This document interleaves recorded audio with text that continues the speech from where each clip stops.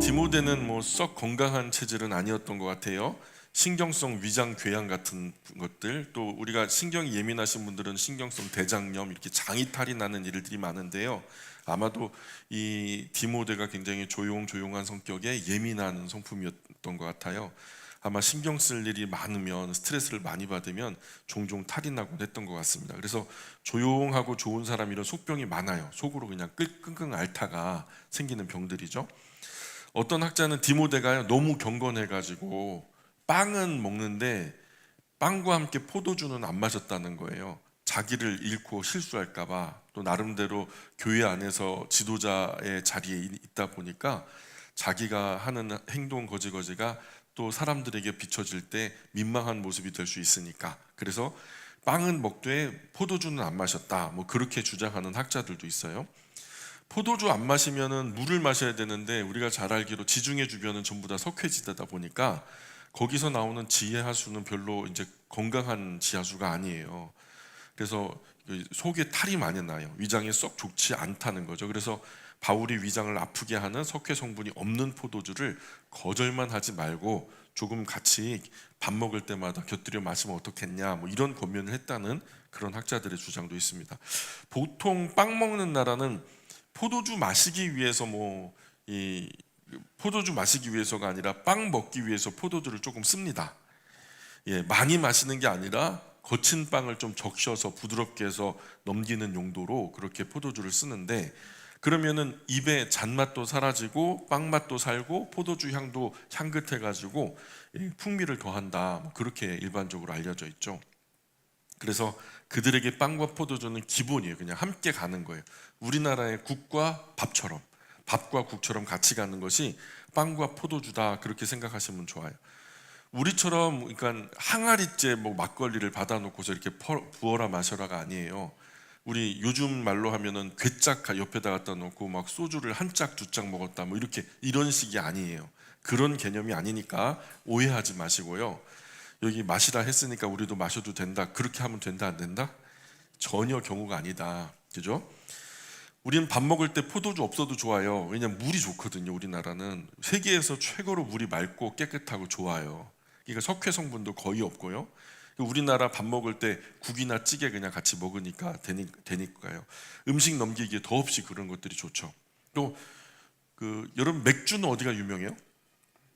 독일이 유명하죠. 독일이요, 물이 안 좋아요. 그래서 맥주가 왜 발달했냐면은 석회 성분이 많아요.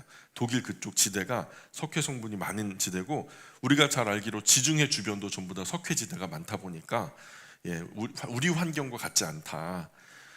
독일 가시면은 맥주 한번 마셔보세요. 음식과 함께. 또 그 튀르키예나 유럽 같은 데 가면은, 지중해변 가면은 음식 드실 때 포도주도 함께 드셔보시고요. 그런데 우리나라는 뭐를 같이 먹으면 된다? 우리나라는 국이나 그냥 물 마시면 된다. 딱히 뭐 포도주나 맥주를 찾을 이유가 없다. 자, 그래서 여기서 바울이 디모데에게 포도주를 마시라 하는 것은 취하기 위해서 마시라는 게 아니라 약처럼 쓰라는 거죠. 굳이 그냥 그렇게 자꾸만 거절만 하지 말고 석회 성분이 많은 물이나 뭐 아니면은 뭐 스트레스 또는 위궤양, 뭐 이런 여러 가지 상황을 고려해 볼 때 약처럼 쓰라는 말이지 우리처럼 즐기라, 그런 의미는 아닌 것 같아요. 그래서 어쨌든 목회자뿐만 아니라 모든 우리 그리스도인이 건강 관리 잘해야 되겠죠. 짧은 100년 미만 살면서 반은 그냥 나름대로 바쁘게 살다가 반은 아파서 살다가 그러면 안 되겠잖아요. 그죠? 우리가 하는 일이 누구의 일이죠? 우리가 사는 삶도 누구의 삶이죠? 하나님 위에서 사는 삶이고, 먹으나 마시나 뭐 사나 죽으나 다 우리가 주의 것인데, 주님 영광 위해서 살아가는 삶이니까 우리 건강 문제로 하나님 일에 지장 생기게 하면 안 된단 말이죠. 우리가 건강해야 할 책임도 사명인 거예요.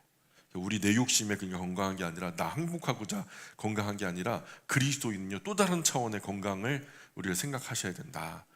우리 하나님 영광을 위해서 그리스도인들은 건강하셔야 된다. 이를 위해서 적극적으로 막 수술도 하시고 약도 드시고 운동도 하시면서 치료도 받으시고, 그리고 건강하신 분들은 예방도 하시면서 건강 관리 잘 하시라. 사명자는 아프지도 말고 죽지도 말아야 된다. 사명자는 그래야 돼요. 아프지도 말고 죽지도 말아야 된다. 우리 허리 아프신 분들도 많죠. 허리 운동 사명감이 하셔야 돼요. 하나님이 그냥 그렇게 건강하라 하셨는데 건강 안 하면 안 된단 말이죠. 건강하시기 위해서 열심히 게으르지 않게 건강하게 운동하시고 24절 25절 계속 읽어볼까요? 24절 25절 시작.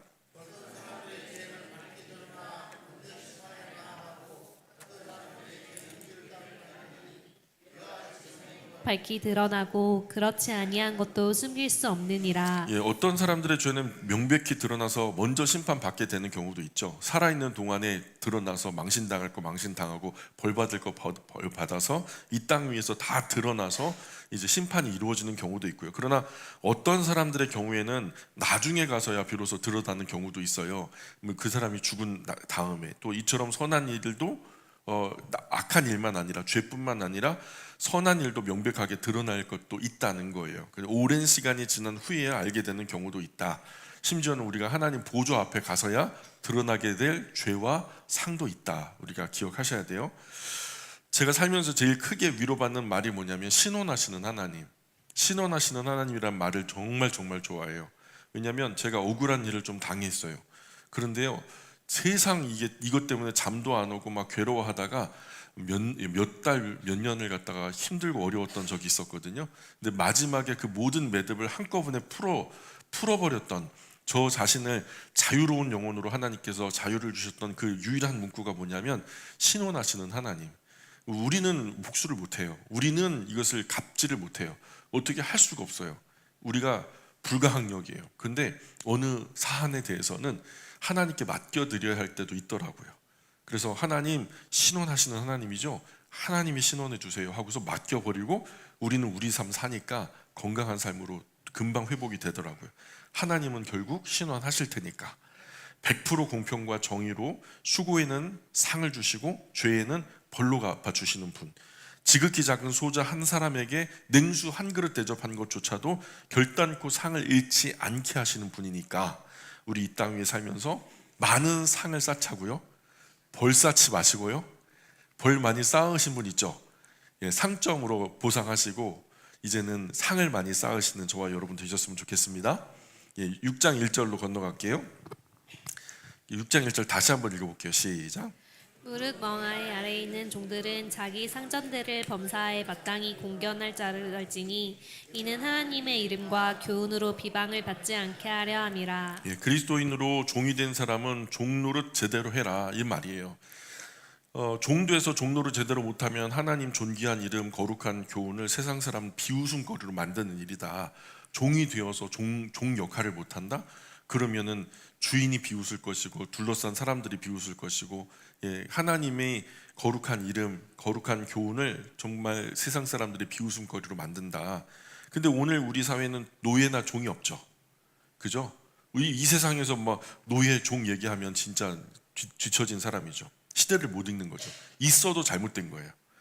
이 말씀이 지향하는 골자는 노예 제도가 아니에요. 여기서 노예 제도가 옳으냐 그르냐를 얘기하려고 하는 게 아니라 그리스도인은 교회 안에서만 아니라 자신이 맡은 바 사회적이고 직업적인 직무를 하나님의 존귀한 이름과 거룩한 교훈 앞에서 제대로 바르게 성실하게 진실하게 감당할 책임이 있다는 거예요. 그리스도인이 돼서 직장에서 내가 일을 하는데 자꾸 하자가 나오고 그리스도인이 돼서 내가 뭔가를 이루는데 자꾸만 뭔가 거기에서 트러블이 생기면 그러면 안 된다는 거예요. 그래서 이 말씀을 듣고 로마 제국 시절에 그리스도인으로서 노예가 되었던 사람들, 그리스도인으로서 주인이 그 종이 되었던 사람들이 로마인이면서 주인이 된 사람들을 그 가정에 들어가서 그 가정과 가문을 섬길 때 이 말씀 그대로 주인을 섬기되 최선을 다했는데 예수님을 섬기는 것처럼 섬겼다는 거예요. 이 말씀 그대로를 순전하게 받아서 내 주인을 섬기는데 구주 예수님을 섬기듯이 깍듯하게 섬겼다는 거예요. 그랬더니요, 사람들에게 입소문이 나는 거예요. 그리스도인 노예들은 꾀를 안 부리더라. 그리스도인 노예들은 정말 주인을 지극정성으로 마음을 다해서 충심으로 섬기더라. 이런 것들이 얘기가 나오면서 그리스도인 노예가 자기 가정에 있다는 것은 자랑거리가 된 거예요. 그리스도인 노예가 우리 집에 노예 중에 하나 있다. 그러면 그것이 자랑거리가 되고요. 심지어는 그리스도인 노예의 진심 어린 섬김에 감동받은 주인들이요, 노예와 함께 너의 그 경건한 모습, 너가 그렇게 가정적인 모습, 한 아내를 돌보고 한 남편을 섬기며 자녀들을 그렇게 지극정성으로 섬기고 주인을 이렇게 또 온 마음으로 섬기는 이 모습, 그 순전한 모습이 너무 경건하고 건전해서 나도 너처럼 그런 삶을 살고 싶다 하면서 그리스도인 노예가 섬기는 하나님을 똑같이 섬기겠다고 종교적으로 귀화하는 주인들도 있었다는 거죠. 그렇게 그 노예와 함께 그리스도인이 된 사람이 많았었는데 2절 볼까요? 2절 읽어보겠습니다. 시작. 믿는 상전이 있는 자들은 그 상전을 형제라고 가볍게 여기지 말고 더 잘 섬기게 하라. 이는 유익을 받는 자들이 믿는 자요 사랑을 받는 자임이라. 너는 이것들을 가르치고 권하라. 예, 그래서 여러분 전에는 보이지 않았지만 이제는 보이는 구절이 있죠. 제일 첫 번째 뭐라 그러죠? 믿는 상전들은, 좀 보이십니까? 믿는 상전들은 이게 어떻게 믿게 된 사람들인지를 아셔야 돼요. 그렇죠? 믿는 상전이 있는 자들은 그 상전을 형제라고 가볍게 여기지 말고, 자, 예배당에 이제 주인이 나도 너처럼 예수님 믿겠다 해가지고 예배당에 나왔어요. 그럼 누가 선배죠? 종이 선배가 되는 거죠. 누가 잘 알아요? 종이 교회에 대해서 더 잘 알잖아요. 예배를 드려도 종이 훨씬 더 잘 알고. 그러니까 주인은 교회에 대해서 아무것도 모르죠. 그야말로 초짜예요. 새신자란 말이에요. 어떻게 해야 될지도 몰라. 언제 일어서야 될지, 뭘 어떻게 해야 될지 모르는 새뺑이 신자예요. 이런 경우에 종들이요, 내가 선배야 왜 이래, 집에서는 당신이 내 주인일지 몰라도 교회에서는 내가 선배야 하면서 뭔가 뻐기거나 으스대면 안 된다는 거죠. 상전에게 신앙의 선배답게 자라라는 거예요. 그래서 이제 간 예수님 믿게 된 주인을 신앙 안에서 한 형제 자매야 하면서 막 하찮게 가볍게, 평소보다 가볍게 대하거나 신앙의 후배 대하듯이 우습게 대하면 된다 안 된다? 안 된다.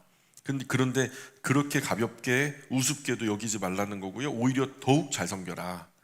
더욱 잘 섬겨라. 왜냐하면 종이 섬김으로 섬김을 받는 사람이 세상 주인이 아니라 지금 이제는 나의 형제이기 때문에 더 극진하게 섬겨야 된다. 그러면 여러분 생각해 보세요. 주인을 섬길 때 더 극진히 섬겨야 돼요? 내 형제를 섬길 때 더 극진히 섬겨야 돼요? 대답해 보세요. 주인한테 더 잘해야 돼요? 내 형제한테 더 잘해야 돼요? 원리적으로면 우리가 형제한테 더 잘해야 되잖아요. 1차적으로 그는 주인이지만 이제는 형제가 되었다면 그런 이유로 더 잘 섬겨야 된다. 그렇게 지금 바울은 디모데에게 권면하는 거예요. 그래서 이런 말로 그 에베소 교회 안에 있는 수많은 그리스도인들, 이제 새롭게 되어진 주인 섬기는 그런 종들에게 잘 설명해 줘야 된다. 자, 그래서 그런 것들을 잘 가르치고 권면하라는 거예요. 그리스도인의 인격적인 부분이죠. 그런데 우리 한국 교회에서는요, 그리스도인의 큰 문제가 뭔지 아세요? 그리스도인의 큰 문제가 뭐냐면 믿는다 하면 벌써 믿는 사람들끼리 서로 마음이 녹아요. 예수님 믿는다. 직장에서 예수님 믿어? 나 몰랐는데. 반가워요, 안 반가워요? 예수님 안 믿는 사람이 많은 세상에 간혹 예수님 믿는 사람이 있으면 반갑죠. 그렇죠? 반가워요. 그런 건 좋아요. 야, 그 경계가 허물어지고 마음이 녹아요. 막 서로에게 더 마음이 열려요. 그런 건 좋아요. 그런데 그리스도인끼리만 너무 양해해주고 배려해주다 보니까 선을 넘어요. 불법도 서슴지 않아요. 서로 봐줘요. 그러면 안 되는 건데, 세상에 아는 사람끼리도 상상 못할 불법을요, 한 신앙 가지고 있다, 그리스도인의 신앙 가지고 있다는 이유만으로 불법도 저지르고 서로 봐줘요. 심지어 서로 불법을 저지르고 서로를 지켜줄 때도 있어요. 정말 안 될 일이죠. 한 고위 공무원이 있어요. 실제로 있었던 사건인데 공금 비리를 저지른 거예요. 이제 횡령을 한 거죠. 그래서 조사하다가 이 부적절한 죄가 드러났어요. 그런데 그것을 조사한 사람이 어느 교회 집사님이세요. 서울에서 또 큰 교회 집사님이신데 그 집사님이 가만히 보니까 그 공무원이, 고위 공무원이 가만히 보니까 자기 교회 장로님이라. 그래가지고 이 장로님을 따로 불러요. 사석에서 만나가지고 차 마시면서 왜 그러셨어요? 하면서 피할 길을 알려주고 막 가만히 덮으라고 한 거죠. 이 사실이 사회적으로 드러나면서 그 교회가 막 속된 말로 그냥 개망신을 당한 거죠. 그리스도인들 그 교회에서 대거 이탈하고요. 지역에서도 그리스도인 신뢰도 그냥 떨어지고요. 하나님 욕 잡수시고. 그냥 이 좋은 날에 삼계탕 대접하는 것도 시원찮은 판에 욕을 잡수게 해요. 그죠? 그렇게 그래가지고 그냥 당사자들도 공직에서 다 해고당하고, 또 어떤 경우에는 한 교회에서요, 교회 안에 성폭력 사건이 있었어요. 그거를요 교회가 덮으려고 하는 거예요. 이 과정에서 교회가 피해자를 억압하고 피해자의 입을 막으려고 2차 피해를 주고, 피해자는 오히려 교회가 내 말을 안 들어주니까 사회적으로 가져간 거예요. 그래서 법적 책임을 묻는 과정에서 자초지종이 드러나면서 교회가 조직적으로 어떻게 했는지에 대한 이야기가 나온 거죠. 정말 민망한 일이죠. 또 뭐 어느 국가단체에서, 이제 우리나라 국가단체에서 인재를 뽑는 과정에서 정말 중요한 이제 필수 기술 자격이 필요했는데, 그 자격 4명이 이력서를 넣었는데요, 필수 자격은 안 보고 이 뽑는 사람이 누구를 뽑았냐면 종교를 보고 뽑은 거예요. 4명 중에서 3명이 다른 종교고 또는 없는 종교인데 한 사람만 기독교였다는 거죠. 그래갖고 그 사람을 뽑은 거예요. 나중에요, 그 필수 자격 때문에 문제가 돼가지고 왜 자격이 있는 남은 사람들을 안 뽑고 자격 없는 이 사람을 뽑았냐고 하는 과정에서 그렇게 이 비리가 드러난 거죠. 민망하죠? 여러분, 바울은 고린도전서 5장에서 너희 중에 음행이 있거든 단호하게 처리하라. 단호하게 처리하라. 참된 그리스도인이라면 공적인 일에는 더 정확해야 된다. 서로 민망한 상황 만들면 안 돼요. 봐줄 일도 있으면 안 되고요, 내가 봐줄 짓도 하면 안 되는 거예요. 그래서 오히려 서로의 자리에서 그리스도인답게 건전하게 굳건하게 서 있는 모습, 건강하게 서 있는 모습, 어느 직장이든 어느 사회든 거기서 내가 건강한 그리스도인으로 서 있으면서 저 사람이 그리스도인이야.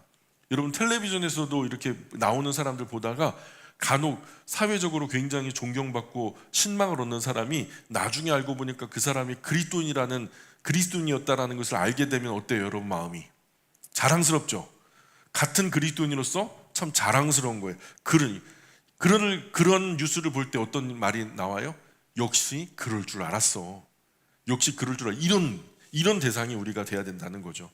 신앙이 내 지은 잘못이나 죄의 도피성 정도로 하찮은 것이 되면 안 된다. 오히려 수치스럽고 창피해서 감추고 혼자 감당하는 편이 낫지, 그리스도인끼리 서로 이런 불법을 봐주고 은밀하게 하면 안 된다.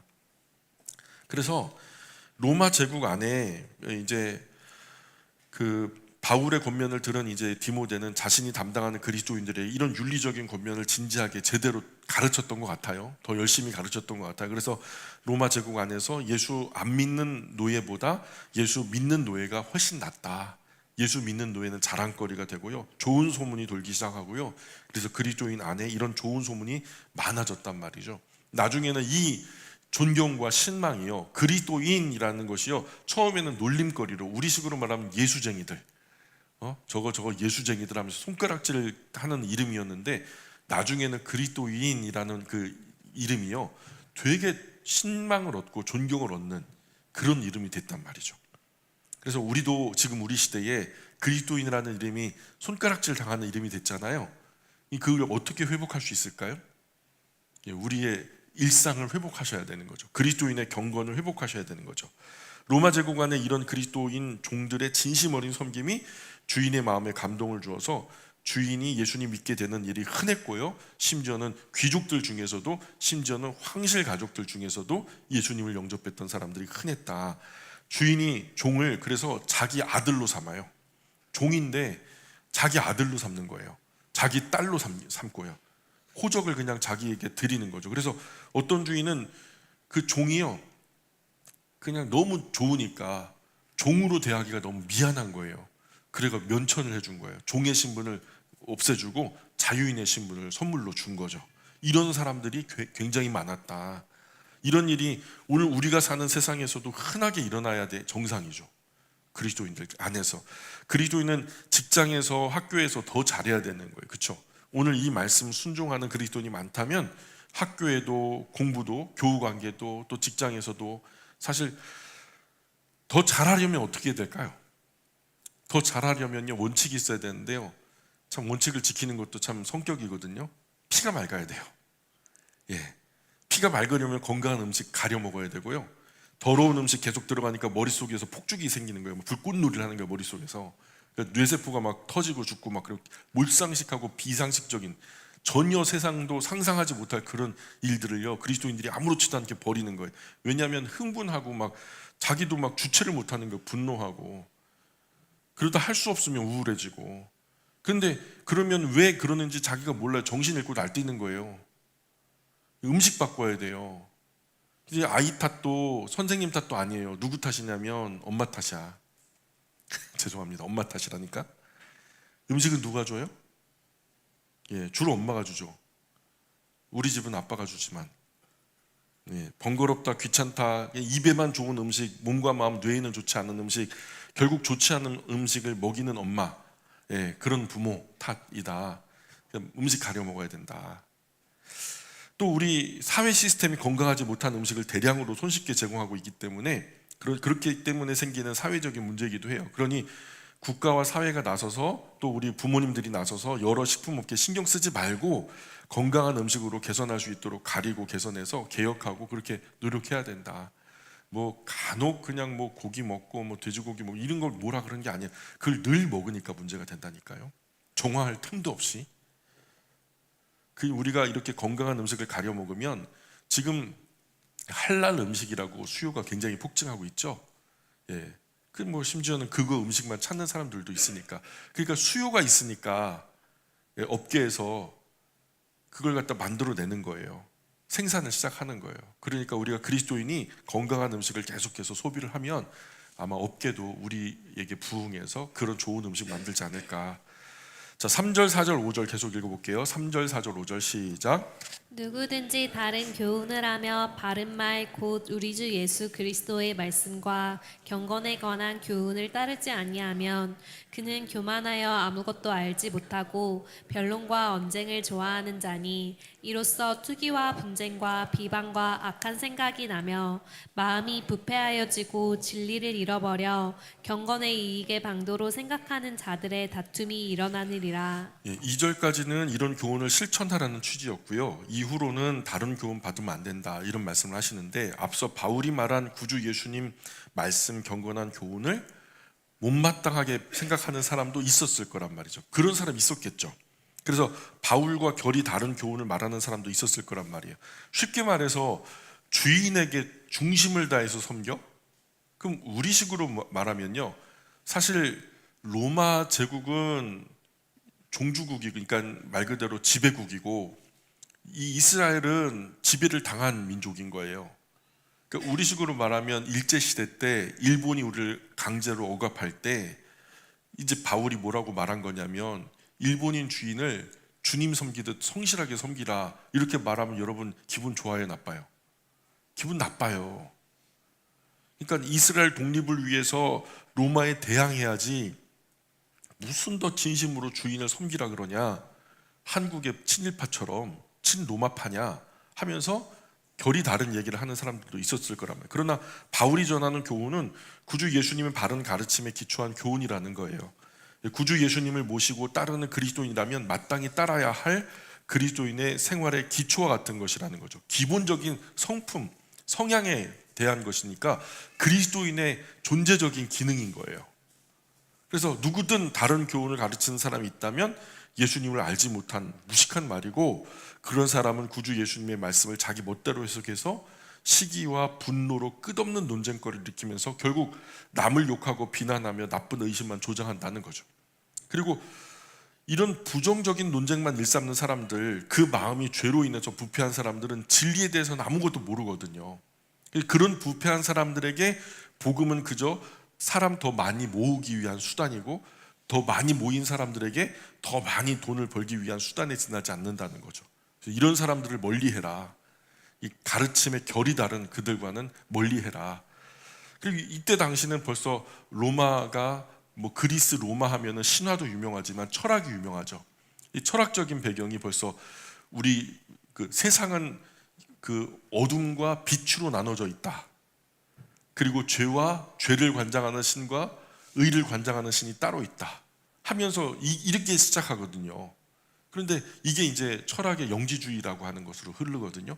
그것이 철학을 먼저 습득한 사람들은 그런 철학적인 프레임을 마음속에 갖고 있는 상태에서 예수님의 복음을 받아들이게 되면서 예수님이요, 하나님이 빛도 창조하셨지만 어둠도 창조하셨다는 것을 이해를 못하는 거예요.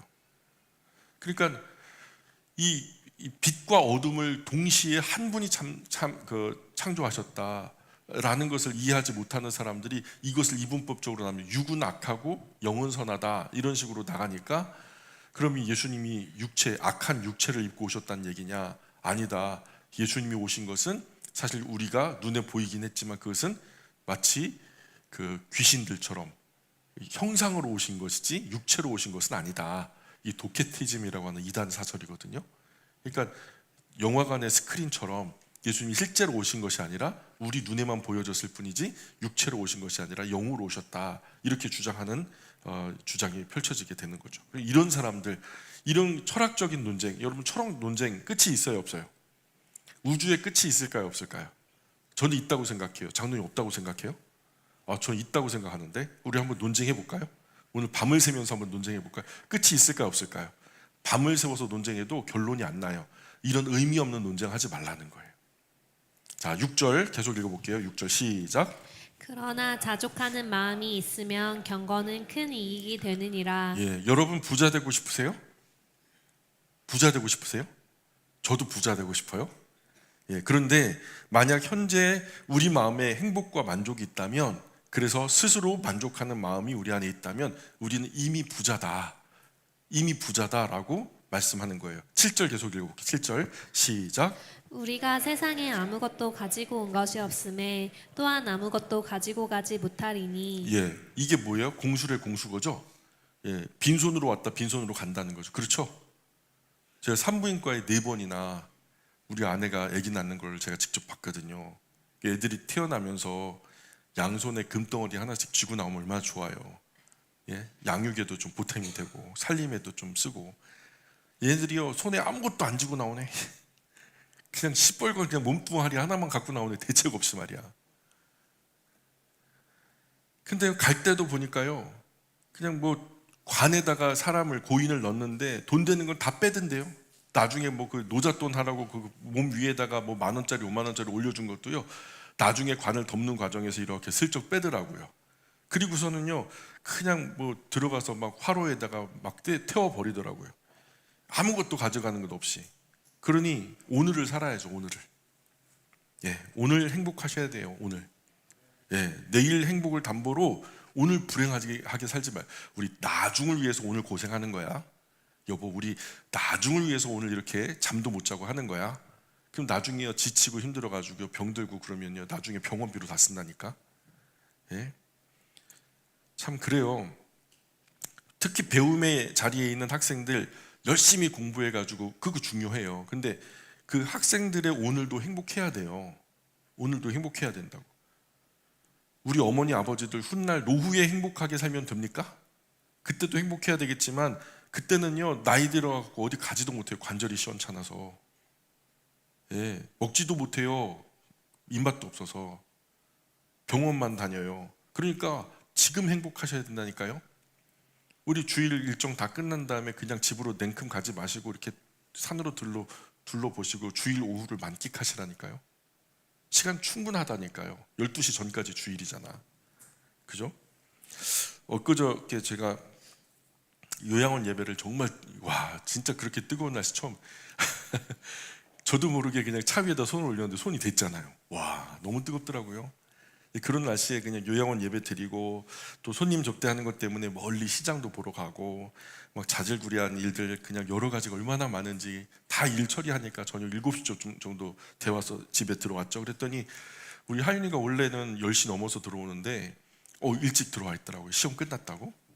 그리고서 정윤이도 그냥 여기서 그냥 놀멍시멍하고 있고, 지훈이도 와가지고 언니 오빠 괴롭히면서 있더라고요.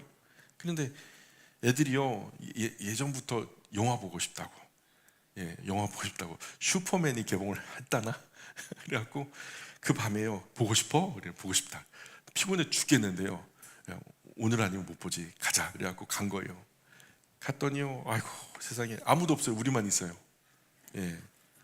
10시 넘어서 영화를 이제 다 보고 나오면서 슈퍼맨, 재밌더라고요. 마블 저는 개인적으로 안 좋아해요. 너무 세계관이 꼬여가지고.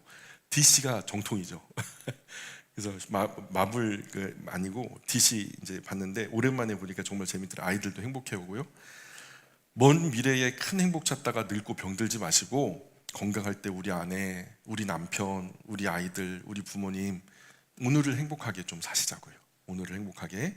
전도서 9장에 무슨 말씀이 나오냐면 너의 헛된 평생의 모든 날에 곧 하나님이 해 아래서 너에게 주신 모든 헛된 날에 네가 사랑하는 아내와 함께 즐겁게 살지어다. 그것이 네가 평생의 해 아래 수고하고 얻은 너의 몫이다.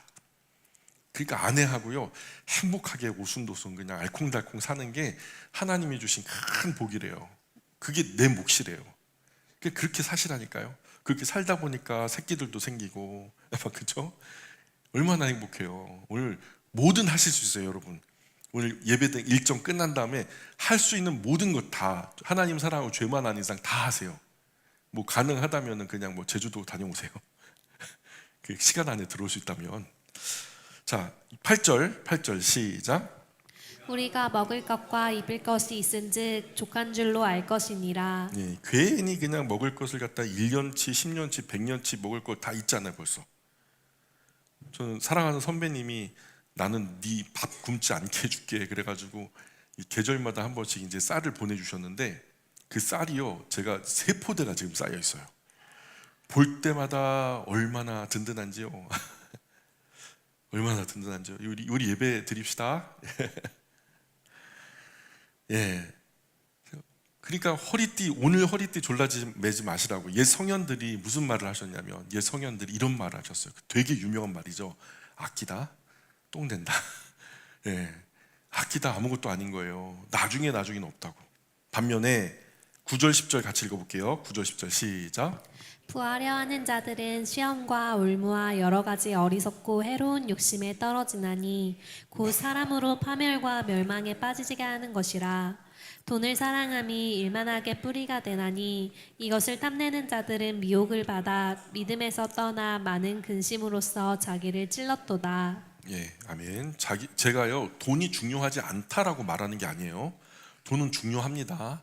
사람 사는 세상에 돈이라는 화폐는요 굉장히 중요한 필수 요소예요. 그 중요하죠. 그러나 돈을 중요하다고 생각하는 게 아니라 돈을 사랑하면 안 된다. 무슨 말인지 아시죠? 돈을 사랑하면 문제가 되는 거예요. 돈을 적당히 벌어서 가족과 함께 행복하게 살면 좋아요. 그런데 돈을 너무 사랑해서 가족까지도 희생시키면서 돈을 버는 것은요 가족보다 돈을 더 사랑하는 것이 맞아요, 틀려요? 맞는 거예요. 내가 돈 버는 게 뭐 가족 위해 버는 거지 뭐 나 위해서 버는 거야 하고서 그럴 필요가 있다 없다? 그래서 새벽까지 애들 얼굴도 못 보고 자라난 것도 못 보고 그럴 필요가 있다 없다? 없다는 거예요. 없다는 거예요. 또 지금도 충분한데 돈 더 많이 모아서 부자가 되려고 하면 바닷물을 마시는 것과 똑같죠. 바닷물 마셔봐요. 마실수록 더 목이 더 마르죠. 이것을 오늘 본문이 이렇게 말하는 거예요. 부자가 되려는 사람은 여러 시험에 빠지게 되어 있다. 갖가지 올무에 걸리게 되어 있다. 그래서 어리석고 해로운 욕심에 떨어지게 되는 것이다. 그 결과는 곧 파멸과 멸망뿐이다. 그러니까 돈을요 중요하지 않다는 게 아니라 돈을 사랑하게 되면 결국 망한다는 거예요. 나중에는 돈을 사랑하는 것이 일만하게 뿌리가 된다. 그래서 하나님 은혜 아래 어떻게 살다 보니까 자연스럽게 하나님 부자가 되게 하셨어요. 그건 가면 감사할 일이죠. 그렇죠? 하나님 정말 열심히 섬기면서 가족들 부양하면서 나름대로 하나님 은혜 아래 살다 보니까 자연스럽게 하나님 부자가 되게 하셨네? 그럼 정말 감사한 일이에요. 부족하지 않은 만큼 가족 위에 쓰면서 여유가 된다면 선한 일, 복된 일, 좋은 일, 옳은 일에 많이 흘려 보내시면 되는 거예요. 그러나 여기서 말씀하는 요지는 이런 게 아니죠. 부자가 되는 것이 목적인 사람을 말하는 거예요. 부자가 되려는 욕심, 그 욕심, 욕망 때문에 갖가지 유혹과 시험과 올무에 걸린다는 거예요. 은행 이자에다가 은행에다 넣으면은 3% 4%밖에 못 받으니까 이걸 어떻게 주식으로 돌려볼까? 적어도 한 30%는 먹어야지. 근데 그 30%도 시원찮아. 몇 배는 먹어야지. 막 그러면서 결국에는 무리수를 두는 거예요. 노 리스크, 노 리턴이라나? 그래가지고 결국 사기꾼들이 사기를 쳐먹는 사람들이 누구냐면 욕심 있는 사람들. 단기간에 돈 많이 벌고 싶은 사람들. 이 던져보면 알거든요. 금방 혹해갖고 오니까. 욕심 없는 분들은 사기도 안 당해요. 아유, 나 있는 걸로 좋게, 충분해. 그런 사람은요, 사기 안 당한다니까. 기본적으로 부자 되고 싶은 욕망, 욕심이 있는 분들이 사기를 당하죠. 짧은 기간에 더 많이 벌겠다, 더 많이 갖겠다. 혹해서 수십 년 번 돈 넣고 손에 다 보는 거죠. 11절 12절 계속 읽어봅니다. 11절 12절 시작. 오직 너 하나님의 사람아 이것들을 피하고 의와 경건과 믿음과 사랑과 인내와 온유를 따르며 믿음의 선한 싸움을 싸우라. 영생을 취하라. 이를 위하여 내가 부르심을 받았고 많은 증인 앞에서 성한 증언을 하였도다. 아멘. 그래서 오직 너 하나님의 사람아, 이 단수로 되죠. 단수는 누구를 향할 걸까요? 바울이 지금 누구에게 말하는 거죠? 디모데에게. 그래서 여기서 너 하나님의 사람아 하는 것은 디모데야 너는 하나님의 사람이다 이렇게 말하는 거예요.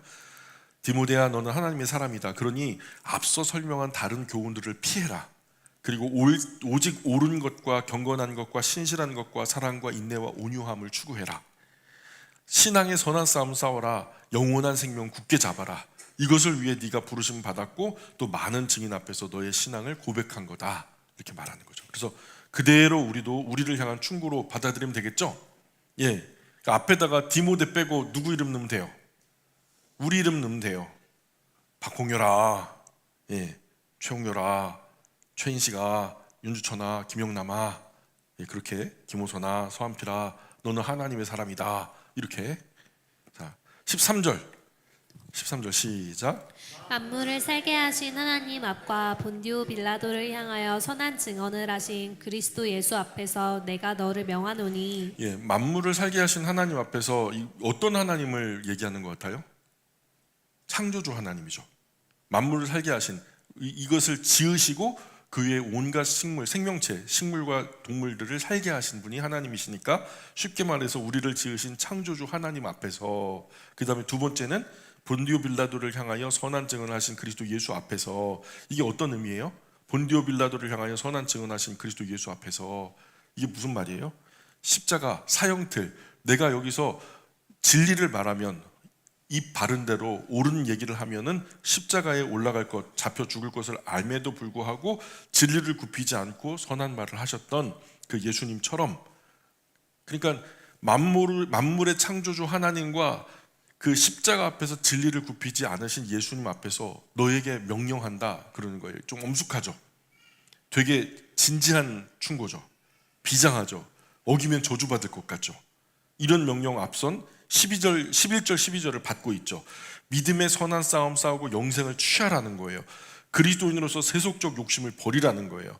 복음에 충실하면서 경건하며 신실하며 사랑하며 인내하며 살아가되 온유한 모습으로 살아가라는 거예요. 이런 것들을 지키기 위해서 창조주 하나님 앞에서, 십자가 앞에서 진리를 굽히지 않으셨던 예수님 앞에서 너에게 명령한다는 거예요. 예수님처럼 담대하게 진리를 증언하면서 세상 유혹 속에도 신앙을 굳건하게 지키고 주님 다시 오실 때까지 흔들림 없이 살아가라 이렇게 명령하는 거죠. 14절 계속 읽어봅니다. 시작. 우리 주 예수 그리스도께서 나타나실 때까지 흠도 없고 책망받을 것도 없이 명령을 지키라. 이것이 충성이죠. 오실 때까지니까 우리 남은 평생이죠. 그죠? 예수님을 만난 그 순간부터 남은 평생까지 끝까지 하는 거 충성이죠. 마지막 순간에 나 나이 들어서 힘들어. 나는 뭐 이제 은퇴할 나이야. 그러면서 그냥 다른 사람들 하라고 해 하면서 뒷방 영감님으로 물러나면은 그건 충성이 아니에요. 아닌 거예요. 충성 끝까지. 예를 들어서 우리나라로 이렇게 이제 그 군인들 있잖아요. 군인들이 이제 섬기다가 나중에 우리나라 별로 안 좋은 것 같아. 그래서 배신하고 다른 나라로 가요. 그래서 다른 나라를 위해서 싸워. 그건 충성인가요? 충성하잖아요. 충성 아니에요. 그거는 처음부터 끝까지가 충성이지. 그래서 하나님은 충성된 사람을 믿음의 사람이다라고 얘기하고요. 우리가 믿음으로 구원을 받는다라고 하는 그 믿음이 곧 충성이라는 의미라는 것을 여러 번 말씀드렸어요. 그래서 예수님 영접한 때로부터 주님 다시 오실 때까지 예수님도 우리 위해서 그러셨으니까 중간에 변덕 부리지 않으셨잖아요. 끝까지 우리 사랑하셨잖아요. 그러니까 우리도 끝까지 충성해야죠. 착하고 충성된 종아 정말 잘했다. 네가 적은 일에 충성했으니 내가 많은 것 너에게 맡기겠다. 이제로부터 영원히 너의 주인의 즐거움에 잠예할지어다. 우리 모두 구주 예수님 이 목소리 함께 듣자고요. 여기 순간 이 악하고 게으른 종아 막 이런 얘기 들으면 서글픈 거예요. 그러면 안 되고 첫 마디가 어떻게 시작해야 된다? 착하고 충성된 종아, 이 말이 나와야 돼요. 예. 15절 16절 시작. 희약이 이르면 하나님의 그의 나타나심을 보이시리니 하나님은 복되시고 유일하신 주권자이시며 만왕의 왕이시며 만주의 주시오. 오직 그에게만 죽지 아니함이 있고 가까이 가지 못할 빛에 거하시고 어떤 사람도 보지 못하였고 또 볼 수 없는 이시니 그에게 존귀와 영원한 권능을 돌릴지어다. 아멘. 예, 다음 시간에 여기부터 다시 시작하겠습니다.